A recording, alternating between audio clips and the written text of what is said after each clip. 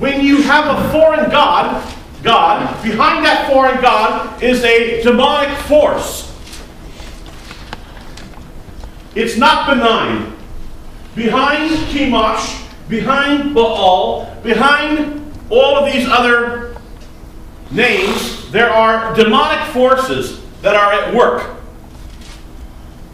Do you believe that for the gods these days? Say again, no? Do you believe that these for the gods these days? Yes, when we have demonic forces here, and even behind all of the other so-called gods, there are demonic forces, propelling them, empowering them, and working through them. Deuteronomy 32. So we have these shadim, these demonic forces that are these are the Elohim that have rebelled. Now, here's the question: what will happen to these Elohim? Will God? Here's the question. God has chosen, we know, to redeem humanity. He has chosen to redeem humanity. Will he choose to redeem those who sat in the divine council and rebelled and fell? Those who rebelled against him and said, we will not follow after you, and in fact, we will lead rebellion on this earth.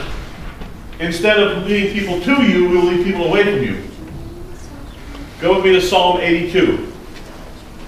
Psalm 82.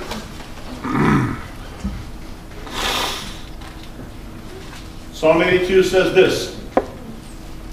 God, and I'm going to read it actually the way some of your translations will say this. God stands in the assembly of the mighty. And the word El can mean mighty. It could mean strength. But here's El. God stands in the assembly of the El. These Elim or Elohim. It says God stands, he judges amongst the Elohim. How long will you judge unjustly and show partiality to the wicked? Defend the poor and fatherless. Do justice to the afflicted and needy. Deliver the poor and needy. Free them from the hand of the wicked. He says in verse 6, I said you are gods, and all of you are children of the Elyon, Most High. But you shall die like men and fall like one of the princes. And then it ends with, arise, O God, judge the earth, for you shall inherit all the nations. It's about he's taking back this earth for his dominion. By the way, this is one of the things that Yeshua does while he's here. He's encountering all over the place. It is this, I said it this way, it's as if hell broke loose when Yeshua is here on this earth. The demonic forces know who he is, they recognize him, and they say, what are you doing here? Didn't expect you so soon. And he says, you need to exit, you need to go, you need to leave. And he begins expelling and exorcising demonic forces from this realm. This is one of the works he must do, because he's going to take back this realm for his dominion. And he says, look, you guys have to go. And in one occasion, as you mentioned earlier, they say, well, we'd like to stay around a little longer. Would you mind if we went into some pigs? And he says, yes, you can go there. What do? What do? They destroy them. They destroy the pigs. They run them right off the cliff. These shadim, these demonic forces, they are designed to destroy. Their whole purpose in existence is to destroy humanity. To kill. It's dark, and they're infatuated with death. It's very, very, very, very dark. Because what do they want to do? They want to destroy. They don't want anybody to be redeemed. They don't want anybody to come and follow and surrender to the living God. And look at the cultures that were around Israel at that time. They were sacrificing children. Yes. Look at Egypt and their infatuation with mummification. Absolutely. Infatuation with death. Infatuation with skeletons, with bones, with spirits, with speaking to the underworld. These are what's going on. And when we have a world, by the way, we have a world where they are still amongst us. They have not all been expelled. They will all one day be expelled. They will all one day be expelled. He will be king. He already is king. He will be king. And when he reigns fully on this earth, all demonic forces will go. But let me say this. Let me say this. There are those who have invited demonic forces into their life by the way that they live their life, by the things that they have done. And there are those that have invited demonic oppression into their life by having things in their life that should not be. Fascinations with the occult, fascinations with things that deal with seances and with the underworld, fascinations with death and that whole genre. And people will have in their presence and even in their person demonic forces because they have invited them, or they have given them a platform and said, it's okay if you come and use me as host. Hold on 1 second, come back to you just 1 second. This was not real to me, I must say this, this was not real to me until probably about a year ago, a little over a year ago. This was all kind of ethereal. This was all kind of, I believed it. I believed it. But had not dealt with it on a personal level. That there were actually forces that wanted to control other people. I knew it was real on one level until an individual brought his son to me and said, can you talk to my son? And in the course of our conversation, it became quite abundantly clear that there was demonic forces in this 15-year-old boy. And I remember thinking to myself, how in the world does someone have in them demonic forces that are controlling their life? And as we probed with his parents there, as we probed this young man, he had become involved in occult activity, unbeknownst to his parents. He would go over to one of his friend's house, and they would pull out a Ouija board, and they would call up dead spirits. And these dead spirits would manifest. And they would do all kinds of craziness. Unbeknownst to his parents, he was just going over to a friend's house. And it was at this friend's house that he was involved in occult activity. And he invited them in. He invited them in, one by one. They are real. They are here. But I will say this. Greater is he who is in us than he is in the world. They do not have ultimate power over us. We can choose to be free from them. Now, they can also, I will say this, they can also oppress. While they can live inside of an individual as a host, they can also depress. If we have in our possession things that belong to their realm, it sends an invitation to them to be in our area. People don't realize this. They'll have things in their home. If you have occult items, I'll give you an example of this. Seahawks shirts, yeah, that's one of those. No, listen to this. You have people that of American Indian persuasion that will have dream catchers, catching spirits. Right? Seems innocuous, seems benign, seems harmless. Artsy. Artsy. I go up to Alaska. My good friends in Alaska, many of them, they buy totem poles. I've known people who have gone to all different parts of this globe, and they've brought back pieces of art, they've brought back knickknacks, they've brought all kinds of artsy stuff, souvenirs back. And they think, well, this stuff's benign. This stuff's, It's no big deal. And the evil one says, hey, thanks for picking up some of my stuff and keeping it around you. And you wonder why you're sick. You wonder why you're depressed. You wonder why you have problems. You got my stuff around you. Thanks for inviting me to be around you. Yes, they can host, and yes, they can oppress if we allow them to be in our presence. If we invite them. And I'll go with one more. And this comes from the Gospels. We'll end with this. There's a young individual, there's a young man that throws himself into the fire repeatedly. He throws himself into the fire repeatedly. Yeshua says to his father, how long is this? The text says that he's a teknon. Yeshua says, how long has this been with him? His father says, since he was a paideia, since he was a child. How do children become oppressed, possessed, whatever term you want to use, by demonic forces? Let me suggest this, and we'll just end with this.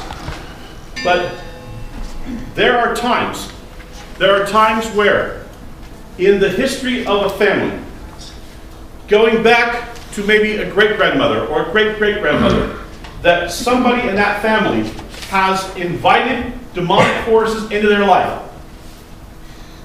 For whatever reason, for whatever cause. And those particular demonic forces have stayed with the family through generations. And never been asked to leave. Nobody even knew they were there. They can be expelled. They can be expelled. Absolutely. Absolutely. But they stay with families. Especially if they're in the genealogical line. They can stay with a family for generations. Nobody even has to know that they're there. And maybe some of the recurring things we have go wrong in families, where you see downward spirals in families just generation after generation, is because there has been this kind of oppression, this kind of thing in the family all along. What I'm saying is this. It's real world stuff. This unseen realm has an impact here.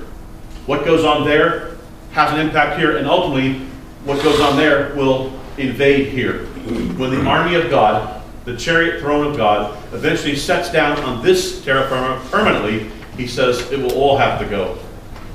It will all go. Right now, we are in a battle. And Paul, like I said, Paul says we do not wrestle against flesh and blood. We're wrestling against some things that are much deeper, that are unseen realms. Let's not be fooled. The opposition isn't brothers and sisters. The opposition isn't even other human beings. Behind those human beings, behind all these other things, there are sinister forces that are at work. So we must tear down the strongholds by the word of God and the power of his Spirit. And he is greater than all these powers. He is greater than all these forces. They have been defeated. Are they away from us yet? No, they are still amongst us. But he will come. And we have the power within us because of the Spirit of God living in us. His power within us, the Word of God, that's the sword of the Spirit. Yes? One of my favorite verses to work with patients who have been coming out of your cult that came from our clinic in Spokane was Luke 10:15. I give you power to tread on serpents and scorpions and all the power of the enemy. Rejoice not that the spirits succumb, that you have power of the spirits, but rejoice that your name is absolutely. And, yeah, absolutely. Very good, thank you. And Peter mentioned that we have, that there have been angels amongst us as well. We know that they've come down. We see that in the Hebrew Scriptures. Yes, you had a question or a comment. Sorry, go ahead. Yeah. I apologize. Two things. Number one, Yeah. you just said that, reminding me of the scripture that our fight is not against flesh and blood, but against spiritual wickedness in high places. Absolutely. The other thing I wanted to say was that though these demons are here, they are still under God's control. Absolutely. As we see in Revelation where he says to release the 4 fallen angels in the Euphrates, and they're going to destroy 1/3 of mankind in 1 year's time. So these things are in God's appointed times also. Absolutely. Absolutely. And what I'm showing you is this. Deuteronomy 32 is talking about this. He says, when he appointed the sons of God, he apportioned this. This goes all the way back to Deuteronomy 32. And that's actually retroing back to the beginning, before the beginning. And the Shedim as well, in verse 16 and 17. So, 1 and 2, hold it quick. Well, you spoke earlier about the rainbow colors. Yeah, that's around the throne. Yeah, and there's the 10th color that humans can't see. It's basically called tetrachromancy. It's like all colors, rainbow colors all together. Some animals in the animal world can see that, but humans can't actually see that. That to us is what we call the invisible. All right, there we go. I like it. Good. I was thinking, this is just an interesting discussion to me because what we were talking about earlier was talking about the physical world and how like communicating with the spirit. And I know a lot of people get taken up with it's like in a condescending way. But I just feel like, you know, like we say, no, the adversary is in other people, but there's so much, like, I feel like there's so much more pain and like awful things that happen because of what they do to each other. I agree with you. You know, I agree with you. there's like, I guess in my list of like priorities, it's like I want to, I mean, I don't know, those things like have more of an impact on my life. You know, like, oh, what is this person doing to like, And how much of that, though, Build potentially is, heaven how on much of earth. that, how much of the pain that people cause other people is some potentially motivated by the evil one? no, it's hard because I don't know we can really know. I don't know, I mean, you may be right, but I think certainly world leaders, when you have, because to me, what would make a person think to themselves, let's take this is an extreme example, but let's take Adolf Hitler. What would make him think that he could destroy and conquer the world and want to destroy every Jew in his path? That he was part of, he had a cult background. And so I gotta believe, the only thing that makes sense to my mind is that the reason we have these leaders that go this way, at least the leaders of these worlds, of these countries, is that it's driven by demonic activity. The evil one is behind this, stoking the fires. That kind of evil, that level of evil has to come from a different level. And when you get to that point, where you wanted to destroy everybody. Yeah, I mean, this happens. Yeah, I know. I mean, I know, but that's what I'm saying is that I think this has been a millennial long. yeah, it's like a cycle. It is a cycle. It is a cycle. Absolutely. Yeah. 1 and 2. One we got to stop. Have you ever read Scott Peck's book, People of the Lie? No, You heard of it? I've heard of it, but I haven't read Okay, it. so he was an atheist psychiatrist, and James Scott Peck. Yep, and dared to read the Bible and became saved. Okay, so strong Christian writer. But he began to study the evil. He worked with a lot of soldiers, and particularly was noticing people coming back from Middle Eastern countries seem to be really possessed, etc. So in his book, he talks about human evil in the first 2/3 of it, just people that are just rotten and do horrible things to other people. And then the last part of the book is about satanic, demonic evil. And he talks about something called the serpentine hood. And and I've seen it in several people. People that are really possessed, and their eyes come down, and they cover half their eyelid comes down, and half their eyes, like a snake's eyes. And when you're in that presence of that kind of evil, cold that becomes emitted, you just feel it, and it's like a snake cold. And I've helped many people through deliverance over the course of my career, and that goes away. But when you know what to watch for, you just see it. And it's a fascinating, really fascinating book. And he got a lot of flack in that book because he flat out talks about Satan and demonic evil. That if you've ever worked in that area, Right. it's a really excellent book. Thank you for that. Yes. As your Savior, there are demons among us. And it brought to mind the scripture where the Lord said we entertain angels in unaware. Right. But We can entertain demons in unaware. right. We should be very careful as to who we choose to associate with for this Right. reason. Not to yoke ourselves together with unbelievers is a good reason for this. Because Right. we don't know what's in their heart. Right. Absolutely. I think that, this is me personally, I think there's some music, and I think there's some movies that are extremely, extremely dark, that deal with these kind of things that I think people should in my own personal view, should stay away from. And video Because, games. Television. yeah, there's some stuff that's just dark. I mean, deals with some very, very dark stuff, yes. Well, we're talking about the council that's Yes. up there. And you know that the adversary, he mimics things. Mhm. So when you see that there are all of these little mini councils, these little secret councils that pop up all over our nations, that's where this whole picture that you're talking about of how could someone just turn it and be the destroyer. But they have all of these secret councils, and I can sense them in different places, and you know the hair on the back of their arms goes up because you kind of the Lord will kind of give you that flag that says pay attention and get away from this. You know, once they start having this idea that there's these special people. You know. Right. Good word. Absolutely good word. Right. Yeah. So I follow the point that I think she's making over here, though, and I have to agree with it on some perspectives because while yes, I think there is certainly some major, demonic type activity. What about just plain old-fashioned human selfishness and greed? Absolutely.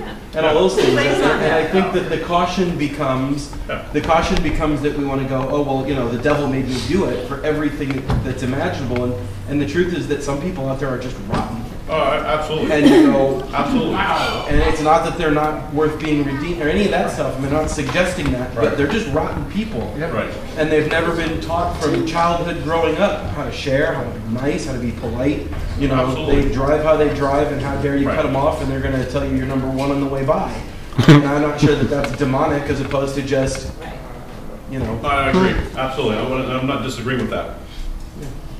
Yes. I was going to say though, along with that, you know, I think that in these heavenly conferences, whatever, they recognize weaknesses, temptations that people are more easily, you know, prone to, and I think the enemy plays on that. And yeah, if you have, you know, nasty tendencies, you know, the temptations will, hey, you know, like forget the hit, or you know, why don't you just do this? And because there's already that desire there in the first place, it just.